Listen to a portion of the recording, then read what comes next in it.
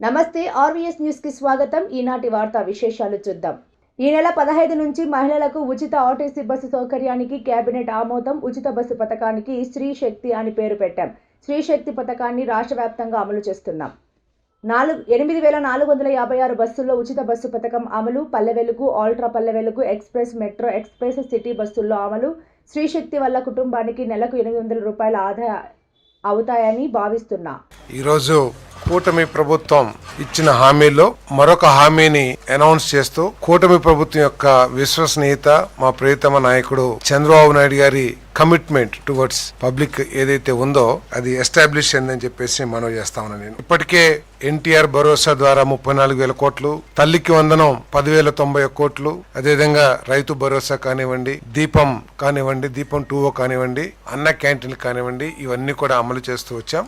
మరో హామీ ఏదైతే మహిళలకు ఉచిత బస్సు ఏదైతే ఉందో దాన్ని ఈ నెల 15వ తారీఖు నుంచి ప్రారంభించబోతున్నామని చెప్పేసి చెప్పడానికి సంతోషిస్తున్నామని చెప్పేసి మనం చేస్తాను. ఎన్నికల్లో ఇచ్చిన హామీ మేరకు మహిళల సాధికారిత, మహిళల అభివృద్ధి, అన్ని రంగాల్లో కూడా మహిళల భాగస్వామ్యం ఉండాలనే లక్ష్యంతో వారికి మేలు చేకూరే విధంగా వారి ఉద్యోగ అవకాశాల కోసం కానివ్వండి, లేదు వారి విద్యా అవకాశాల కోసం కానివ్వండి, ఇంకా అనేక అవసరాల కోసం ఈ బస్సుల్ని ఉపయోగించుకోవటానికి వారికి వీలుగా ఉంటుంది. ప్రభుత్వం అనేక ఆర్థిక ఒడిదుడుకులు, ఆర్థిక సమస్యలు ఎదుర్కొంటున్నా కూడా చంద్రబాబు నాయుడు గారి నాయకత్వంలోని ఈ కూటమి ప్రభుత్వం హామీలన్నింటినీ కూడా అమలు చేస్తుందని చెప్పేసి నేను మనవి చేస్తాను. ఉచిత బస్సు పథకానికి ముఖ్యమంత్రి గారు స్త్రీ శక్తి అని చెప్పేసి నామకరణ కూడా చేయడం జరిగిందని చెప్పేసి మనం చేస్తాను. దాన్ని కేబినెట్ ఆమోదించడం కూడా జరిగింది. మొన్నటి వరకు కూడా వార్తలు చాలా వచ్చినాయి. ఏదో జిల్లాల వరకే ఈ ఉచిత బస్సుని ఇస్తారు, జిల్లాలో మాత్రమే మహిళలు ప్రయాణం చేయడానికి ఉచితంగా అవకాశాలు కల్పిస్తారని చెప్పేసి. మరి ఈ వార్తల నేపథ్యంలో ఇటీవల గ్రూప్ ఆఫ్ మినిస్టర్స్ కానివ్వండి, ఎవరైతే ఈ పథకాన్ని చేశారో మా ప్రియతమ యువనేత లోకేష్ గారి చొరవతో ఈ పథకాన్ని రాష్ట్రం మొత్తం కూడా అమలు చేయడానికి నిర్ణయం తీసుకున్నారని చెప్పేసి కూడా నేను మనవి చేస్తాను. పథకం ద్వారా ప్రభుత్వానికి 1942 కోట్ల రూపాయలు, నెలకి 102 కోట్ల రూపాయలు పడుతుందని చెప్పేసి కూడా ఈ సందర్భంగా తెలియజేస్తా ఉన్నాను. మరి దాదాపు 75% బస్సుల్లో ఏపీఎస్ఆర్టీసీ రవాణా చేస్తున్న దాదాపు 11,200 బస్సుల్లో దాదాపు 8,456 బస్సుల్లో ఈ ఉచిత బస్సు పథకం అనేది అమలు కాబోతుందని చెప్పేసి కూడా ఈ సందర్భంగా తెలియజేస్తాను. మరి ఇటువంటి పథకం దేశంలో కేవలం ఢిల్లీ, పంజాబ్, తమిళనాడు, కర్ణాటక, తెలంగాణలో మాత్రమే మరి ఈ పథకం అమలవుతుంది. వారికంటే కూడా మెరుగైన పథకంగా మన ఈ స్త్రీ శక్తిని రూపుదిద్దడం జరిగిందని చెప్పేసి కూడా నేను మనవి చేస్తాను. నేను దాదాపు నువ్వు ప్రభుత్వం ద్వారా మద్యం అమ్మిందే స్కామ్ చేయటానికి ఏమి తెలియని అమాయకుడిలాగా ప్రభుత్వమే మద్యం అమ్మితే స్కామ్ ఎలా అవుతుందని జగన్ అడుగుతున్నాడు. ప్రభుత్వ దుకాణాలు ఉంటే అసలు స్కామ్ ఎలా జరగద్ది అని అర్థమైంది మీకు? షాప్స్ ప్రైవేట్ వాళ్ళే కాదు కదా, అన్ని గవర్నమెంట్ షాప్సే కదా. ఈ గవర్నమెంట్ దుకాణాల్లో స్కామ్ ఎలా జరగద్ది అని అడుగుతుంది. ఇప్పుడు ఒకటే గుర్తు పెట్టుకోండి, మీరు గవర్నమెంట్ అంగళ్ళు పెట్టింది 3 ఏళ్ల ముందరే. కరెక్ట్ గా మీ గవర్నమెంట్ వచ్చిన 6 నెలలకేమో మీరు దుకాణాలు పెట్టారు, గవర్నమెంట్ దుకాణాలు. తమిళనాడు స్టేట్ లో నాకు తెలిసి 25 ఇయర్స్ 25 ఏళ్లుగా టాస్మాక్ షాపులు ఉన్నాయి. గవర్నమెంట్ షాప్స్ వచ్చి అక్కడ టాస్మాక్ షాప్స్ అంటారు. టాస్మాక్, ఈ టాస్మాక్ లో ఏ గవర్నమెంట్ షాపులు మీరు చెప్తున్నారు 1000 కోట్ల money laundering case, prevention of money laundering act 2002 ప్రకారం ఇప్పుడు కేసులు పెట్టున్నారు. ఈడీ టాస్మాక్ మీద ఈ రోజు విచారణ చేస్తుంది. తమిళనాడు గవర్నమెంట్ షాప్స్ లో జరిగిన స్కామ్ ఇప్పుడు ఈడీ వెనకబడి ఉంది, తీస్తా ఉంది డేటా బయటికి. ఒక్కొక్కసారి అనుమానం వస్తుంది నాకు, ఏమో మీరే తమిళనాడుకి పోయి మొత్తం తెలుసుకొని వచ్చి అక్కడ ఇంత జరుగుతుంటే మీరు ఇంత చేశారా అనే అనుమానం కూడా ఉంది. ఈ రోజు టాస్మాక్ షాపులు ఏ గవర్నమెంట్ షాప్స్ లో స్కామ్ ఎలా జరగద్దని మీరు చెప్తున్నారో పోయి టాస్మాక్ అని గూగుల్ చేస్తే మొత్తం డేటా వస్తుంది మీకు. ఎంత స్కామ్ జరిగింది, 1000 కోట్ల పైన ఈ రోజు ఈడీ ఛార్జ్ షీట్ వేసింది. అది కూడా కాకుండా వాళ్ళ ఎండి, వాళ్ళ ఐఏఎస్ ఆఫీసర్, ఆయన కూడా వీళ్ళు విచారణకు పిలుచున్నారు. ఈడీ వాళ్ళు విశాఖన్ ఐఏఎస్ మే 16, 2025లో ఈడీ విచారించింది. ఈ సంవత్సరమే మేలో ఈడీ టాస్మాక్ డైరెక్టర్ ని, టాస్మాక్ ఇన్ఛార్జ్ ఐఏఎస్ ఆఫీసర్ ని ఈడీ పిలిచింది. ఎందుకు పిలిచారు? ఎందుకంటే స్కామ్ జరిగింది కాబట్టి గవర్నమెంట్ షాపుల్లో స్కామ్ జరగదు, గవర్నమెంట్ షాప్స్ లో ఎలా స్కామ్ జరగదు అనేది పిచ్చితనం. అసలు గవర్నమెంట్ షాప్స్ పెట్టిందే స్కామ్ చేసేదానికి. చంద్రబాబు నాయుడు గారు ఉన్నప్పుడు షాప్స్ లో ఈ స్కామ్స్ లేవు. మీరు ప్రైవేట్ షాప్స్ ఉంటే బయటకు లీక్ అవుతుందని చెప్పి మీరు గవర్నమెంట్ అంగళ్ళు పెట్టి ఈ స్కామ్ చేసి ఇంత మందిని ఈ బ్రాండ్లు పెట్టి ఎంతమందిని బలి చేశారనే విషయం మేము అడుగుతా ఉన్నాం. అక్రమ సంబంధం కారణంగానే ముగ్గురిని హత్య చేయడం జరిగిందని జిల్లా ఎస్పీ బిందు మాధవ్ పేర్కొన్నారు. కాకినాడ జిల్లా సామర్లకోటలోని సీతారామ కాలనీలో ములపర్తి మాధురి 35 సంవత్సరాలు, ఆమె కూతురులు పుష్పకుమారి 8 సంవత్సరాలు, ప్రైజీ జెస్సీ 6 సంవత్సరాలను అక్రమ సంబంధం కారణంగానే తేలే సురేష్ ముగ్గురిని హత్య చేయడం జరిగిందని జిల్లా ఎస్పీ బిందు మాధవ్ పేర్కొన్నారు. గురువారం జిల్లా ఎస్పీ కార్యాలయంలో జరిగిన విలేకరుల సమావేశంలో ఆయన మాట్లాడారు. సామర్లకోటలోని సీతారామ కాలనీలో నివాసం ఉంటున్న ములపర్తి భానుప్రసాద్ మాధురి నివాసం ఉంటున్నారు. ధనుప్రసాద్ డ్రైవర్గా పనిచేస్తున్నాడు. ఆదివారం తెల్లవారుజామున ధనుప్రసాద్ నైట్ డ్యూటీ పూర్తి చేసుకుని ఇంటికి వచ్చి చూసేసరికి భార్య మాధురి, కుమార్తెలు పుష్పకుమారి, జెస్సీలు హత్యకు గురైనట్లు స్థానికులు ఫిర్యాదు ఇచ్చారు. దీనిపై సమగ్ర విచారణ చేపట్టి దర్యాప్తు చేపట్టారు. కొన్నేళ్లుగా మాధురి సురేష్తో వివాహేతర సంబంధం కొనసాగడం జరుగుతుందని, సురేష్ మాధురి తరచూ గొడవ పడేవారని తెలిపారు. 7 లక్షల రూపాయలు మాధురి అవసరాలకు సురేష్ ఖర్చు పెట్టడం జరిగిందని తెలిపారు. దీంతో ఆదివారం సురేష్ అర్ధరాత్రి 1 గంట సమయంలో మాధురి ఇంటికి వెళ్లారు.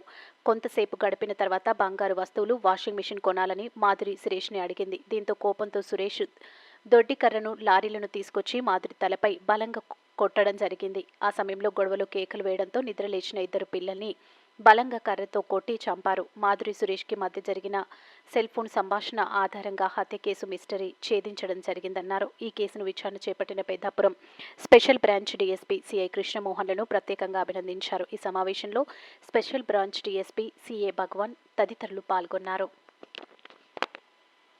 సండే రోజు పొద్దున్న ములపర్తి మాధురి గారు, ఆవిడ 2 పిల్లలు ఇంట్లో చనిపోయి పడిపోయినట్టుగా ఆమె హస్బెండ్ వచ్చి పక్కన నైబర్స్కి చెప్తే నైబర్స్ పోలీస్ కంప్లైంట్ చేయడం జరిగింది. వెంటనే పోలీస్ సీన్ విజిట్ చేసి అక్కడ చూడగా మాధురి గారు అట్లనే ఆమె 2 డాటర్స్ పుష్పకుమారి గారు అట్లనే జెస్సీ లోనా గారు, వీళ్ళిద్దరు పిల్లలు 6 years and 8 years, వాళ్ళందరూ రక్తపు మడుగులో పడిపోయి ఇంట్లో ఉండగా కనిపించింది. సీన్ విజిట్ చేసిన తర్వాత ఫోరెన్సిక్ ఎవిడెన్స్ అంతా గ్యాదర్ చేయడం జరిగింది. అక్కడ ఏదైతే బ్లడ్ శాంపిల్స్ ఉన్నాయి, వాళ్ళు ఏ స్టేట్లో ఉన్నారు అనేది చూసి ప్రైమరీగా అక్కడ స్ట్రగుల్ ఏం కనిపించలేదు. సో ఎవరో తెలిసిన వాళ్ళే చేసి ఉంటారు అని సస్పెక్ట్ చేసాం మేము.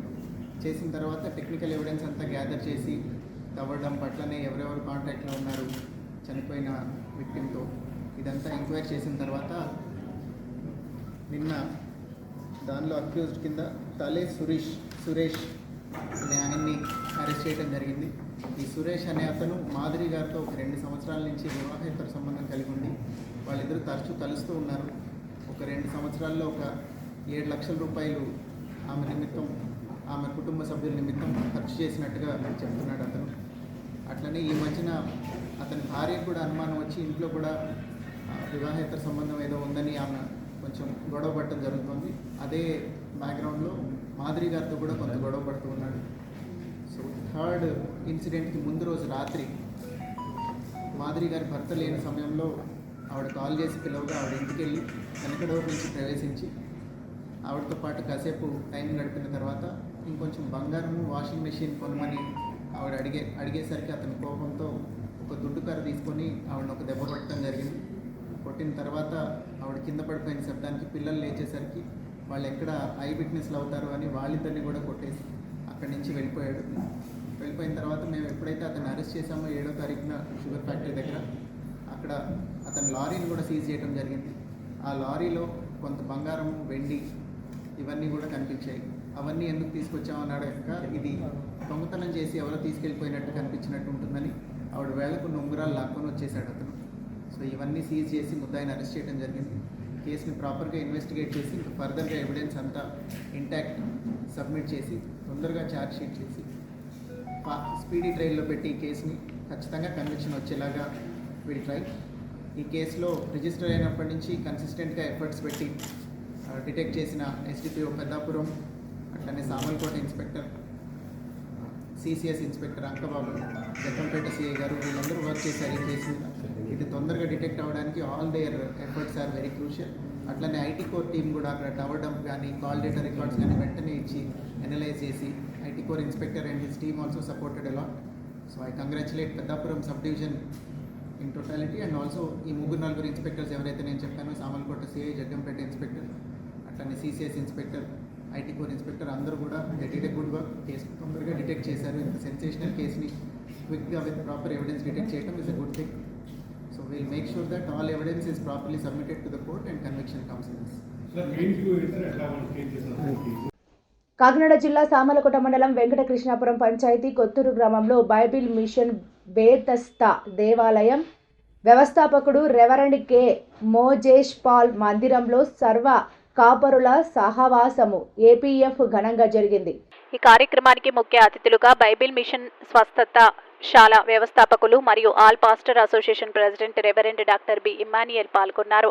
President reverend doctor B Emmanuel మీడియాతో తెలియజేశారు. ఆయన మాట్లాడుతూ దేవుని యొక్క కృప వాత్సల్యత ప్రతి ఒక్కరిపైన ఉండాలని సేవకులు సేవకురాలు ఉద్దేశించి పరిశుద్ధ గ్రంథంలోని పరమ గీతాలు గ్రంథంలోంచి మధురమైన మాటలను వెదజల్లారు. ఎంతో ఉత్సాహంగా అద్భుతమైన ప్రసంగాన్ని ఆయన ప్రసంగించారు. అనంతరం రెవరెండ్ కె మోజేష్ పాల్ ఈ సదస్సులో పాల్గొన్న సేవకులు సేవకురాలకు వస్త్రదానం మంచి ప్రేమ విందును ఏర్పాటు చేశారు. ఈ కార్యక్రమంలో పాల్గొన్న సేవకులు సేవకురాలకు president reverend doctor B Emmanuel ఆర్థిక సాయాన్ని అందజేశారు. ఈ కార్యక్రమంలో secretary vice president P Yesubabu, P Chandramouli, Welson Kumar, treasurer James K Samuel తదితరులు పాల్గొన్నారు.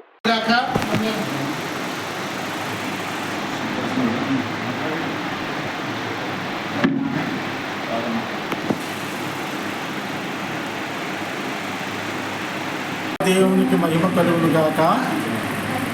మీడియా వారికి ప్రత్యేకమైన అభినందనలు. ఈ సమావేశములకు వివిధ ప్రాంతాల నుంచి వస్తున్నటువంటి దైవాభిషిక్తులైనటువంటి వారెల్లరికీ కూడా ఈ దినం యొక్క ప్రత్యేకమైన వర్తమానం ఏమనగా, ఈ చివరి దినాలలో అనేక ఆకర్షణలు మనలను ఆకర్షిస్తూ లోకంలోనికి వంచివేసే ప్రయత్నాలు జరుగుతుండగా మనము దేవుని ఆత్మచేత వాక్యం చేత ప్రభు చేత ప్రత్యేకంగా ఆకర్షించబడాలని ప్రధానాంశాన్ని తీసుకొని హెచ్చరించడం జరిగింది. ఆ మేరకు ఈ చివరి దినాల్లో పౌరుషము కలిగి పనిచేయాలని ఆ జిజ్ఞాస కలిగిన వారికి వచ్చే నెల సెప్టెంబర్ నెల 4వ తేదీన వాకలపూడిలో మహిమ సంస్థలలో ప్రత్యేకమైన అభిషేక కార్యక్రమాలు ఉన్నాయి. అందుకు అర్హులైనటువంటి అభ్యర్థుల నుంచి మీ యొక్క విన్నపాలను మేము తీసుకుపోతున్నాము. ఎవరైనా అలాంటి విన్నపం ఉన్నట్లయితే మాకు తెలియజేయండి. కొందరిని సేవకులుగాను, కొందరిని పాస్టర్లుగాను, కొందరిని రెవరెంట్స్గాను అభిషేకించడం జరుగుతుంది.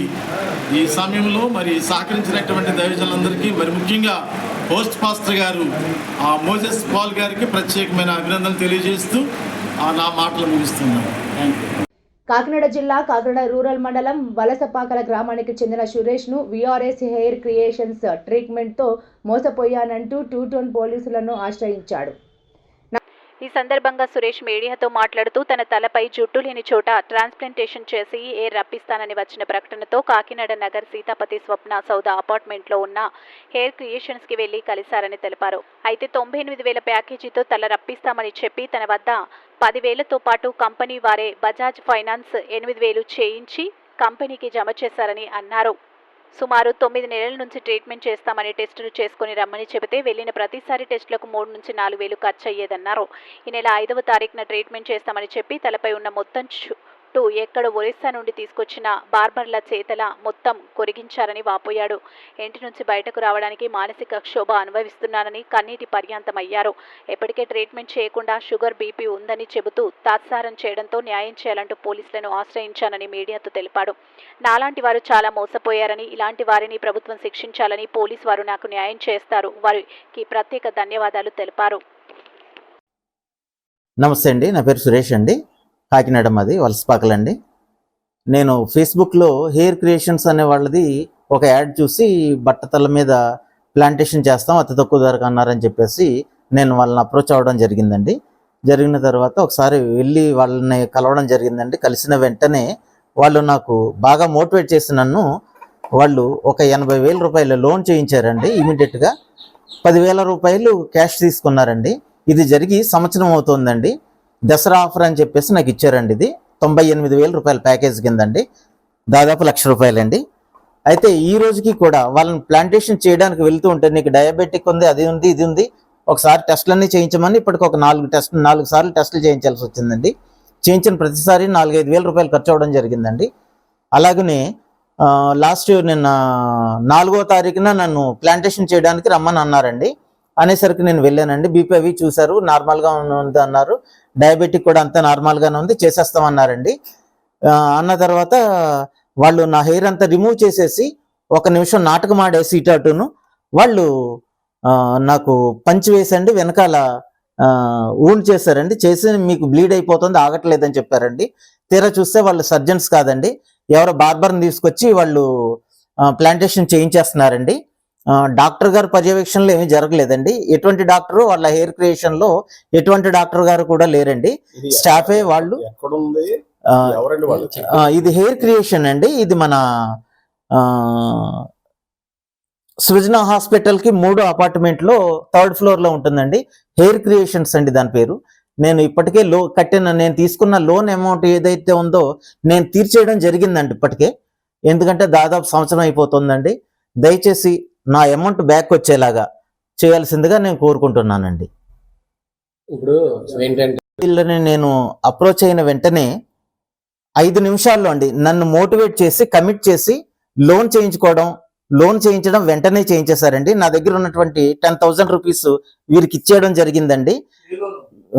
బజాజ్ ఫైనాన్స్ లోన్ 80,000 రూపాయలు తీసుకోవడం జరిగిందండి. నా దగ్గర పాకెట్లో ఉన్నాయి కూడా వెంటనే 10,000 ఇవ్వడం జరిగింది. అలా మోటివేట్ చేశారండి. వీళ్ళు హెయిర్ రిమూవ్ చేసిన దగ్గర నుంచి నేను బయటికి వెళ్ళడానికి కూడా లేదండి. అసలు మొత్తం హెయిర్ రిమూవ్ చేశారండి, గుండు చేశారు మొత్తం నాకు. అలాగనే నాలా ఎవరు బాధపడకూడదండి. వీళ్ళ బోగస్ హెయిర్ క్రియేషన్స్ బోగస్ కంపెనీగా వీళ్ళది నేను చెప్తున్నానండి. వీళ్ళ బారిన ఎవరో పడకండి దయచేసి. వీళ్ళ మీద తగిన చర్యలు తీసుకోవాలని అధికారులను కోరడం జరుగుతుందండి. పోలీసు వారిని అధికారులను కోరడం జరుగుతుందండి. మరి ఏమైనా కంప్లైంట్ ఏమైనా ఇస్తారండి వాళ్ళ మీద? నేను ఇప్పుడు ప్రజెంట్ నేను కంప్లైంట్ ఇవ్వడానికి వెళ్తున్నాను సార్. నేను అది సార్.